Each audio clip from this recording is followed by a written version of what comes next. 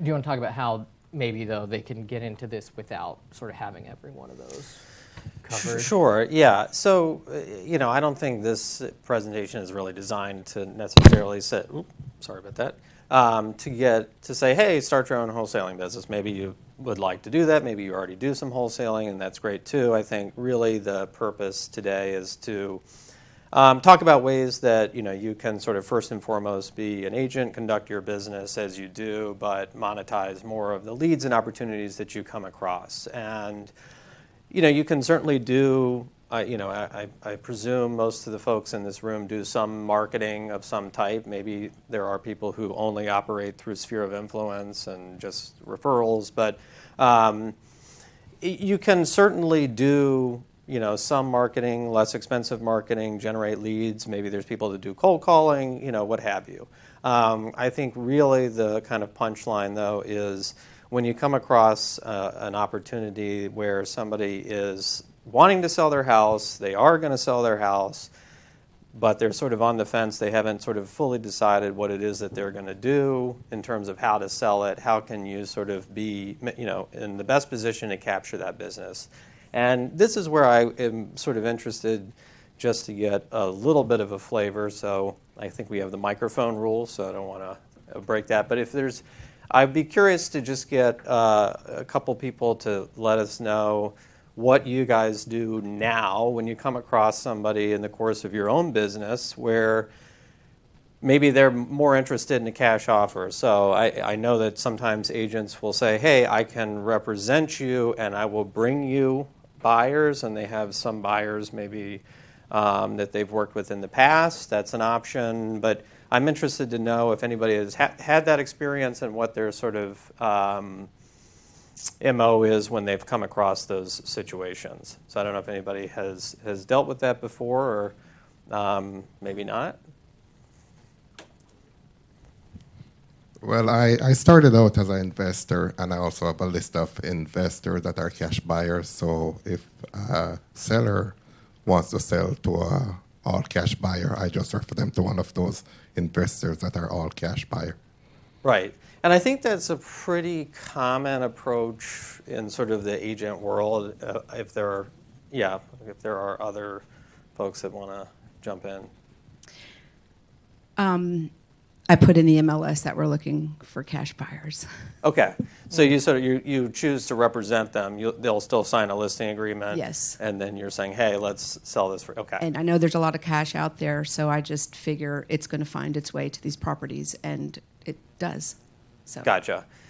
Do you encounter situations where you get resistance? You've had resistance from sellers about, I'd rather just not go through the hassle of having it on the MLS and having everybody come through my property and paying a commission? The 3 times I've done it, they've been investment properties, and I knew these sellers. Got it. So it was easy for me to just say, this is the way that I think we can maximize your sale, get the most for you, have the most exposure, put you in the MLS. It happened to be easy. What you guys do is a different process. Sure. So this just was something that came to me because they knew me, and got it. It worked out that way.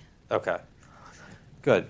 Yeah, so my sort of initial reaction, at least from the gentleman over here, is I think there are a lot of agents that do exactly what you just said, right? They have a couple of buyers that they know, and it will take that opportunity to those buyers.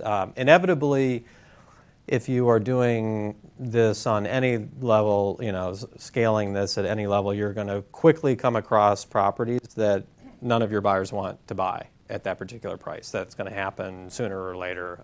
You may have 3 or 4 or 5 buyers, but you've come across a property in Fort Washington or in Centerville or wherever it is, and at a price where none of your 3 or 4 or 5 are necessarily interested, or not taking on a project right now, or it's not the kind of house they want, or they don't deal with houses that have foundational issues, or whatever the case may be. And then you're sort of back to square one, where you were kind of like, well, I can list it, right? And list it and offer it out on the MLS and try and attract an investor that way, which is absolutely, if the seller is open to doing that, wants to do that, that's great. That's probably the best option. But for situations where the seller is, I'm not sure I want to pay a commission, pay closing costs, and kind of go that route, I'd rather just sort of reach out to a couple different investors and see what I can get on my own. And maybe that'll be an easier way, and I can save on the fees and et cetera, et cetera. Then you sort of are, if you don't have a buyer sort of waiting in the wings, and they're not willing to list it on the MLS, I think that's where a lot of agents sort of that we've worked with have found opportunities that they are kind of like, I don't necessarily have a mechanism for monetizing this lead at this point. I don't have a buyer. I ran it through my buyers list. They don't want to list it. I'm not sure I have anything else to offer them. I'm not going to personally buy it and flip it myself. So kind of what option do I have left at this point? And I think those are the opportunities where there are a lot of those opportunities out there, and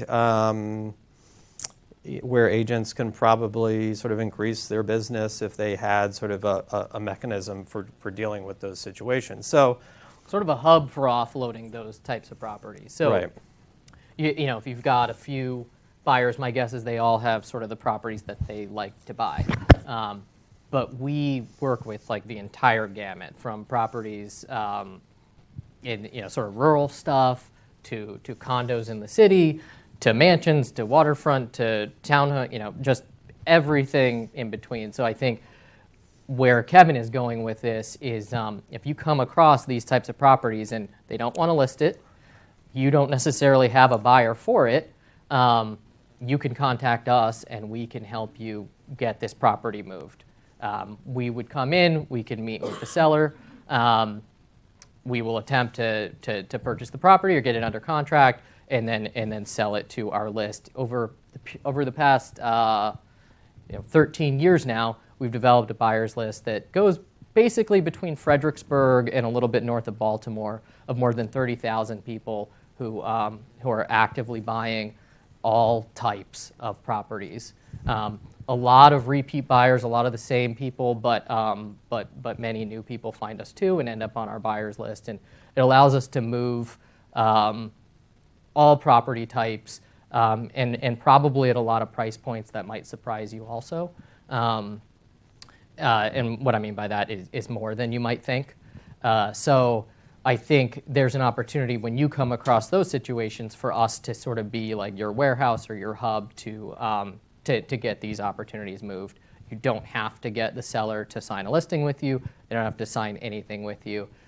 We typically go in and we'll conduct our own meetings with sellers on your behalf or on any of our partners' behalfs, and take it over from an initial stage. So here, when we talk about how to build a sustainable wholesaling business, you absolutely can build every piece of this puzzle.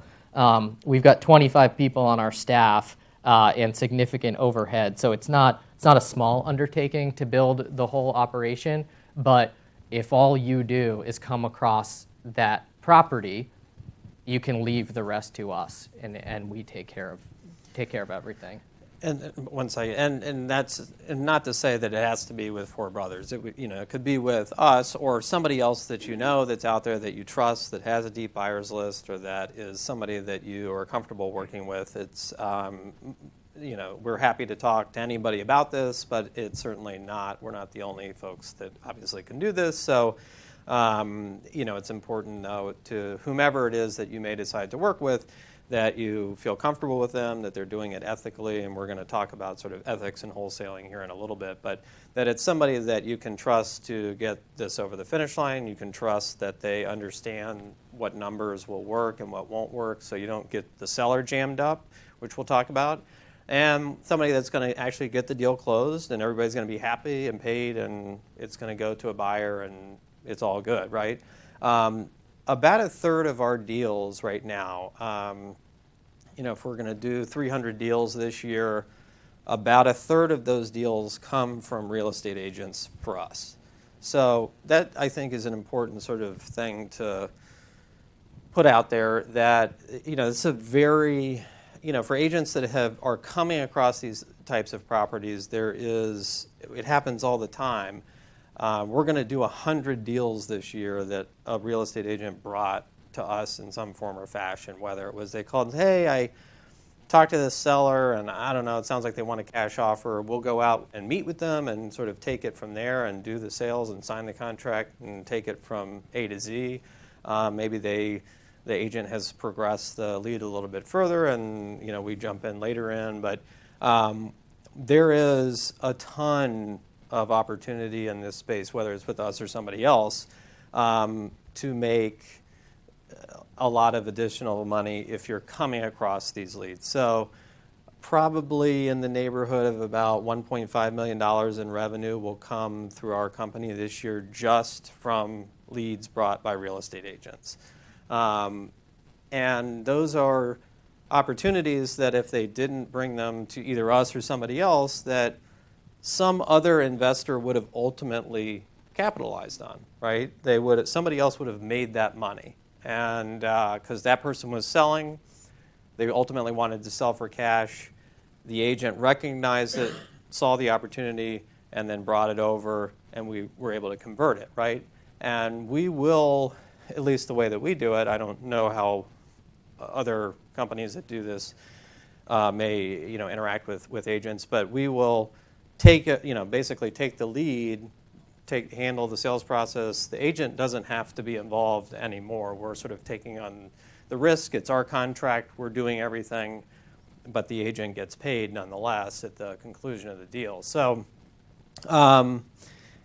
if you are interested in or coming across those properties but maybe are not as interested in sort of assuming some of the risk that is associated with having a wholesale contract and going through those steps, and I don't want to step on any compliance toes here, at Samson, but that's something that at least for us, we kind of take on all of that responsibility, all of that risk, yet the agent still gets paid. But at the end of the day,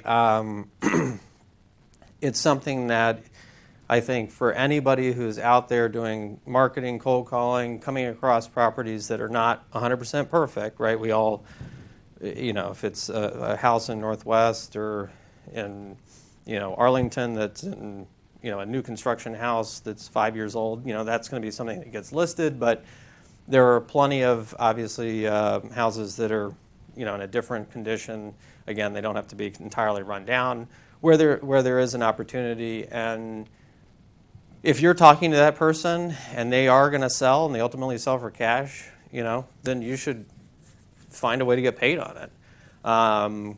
Somebody else will if you don't. So, as I said, about 100 deals or so will have come across and monetized for us this year from agents. So it is a really significant sort of chunk of our business, but also just there are a lot of agents that have made a lot of money. I don't know exactly. It's going to be something like about $750,000 that we've paid out to real estate agents this year in the form of compensation.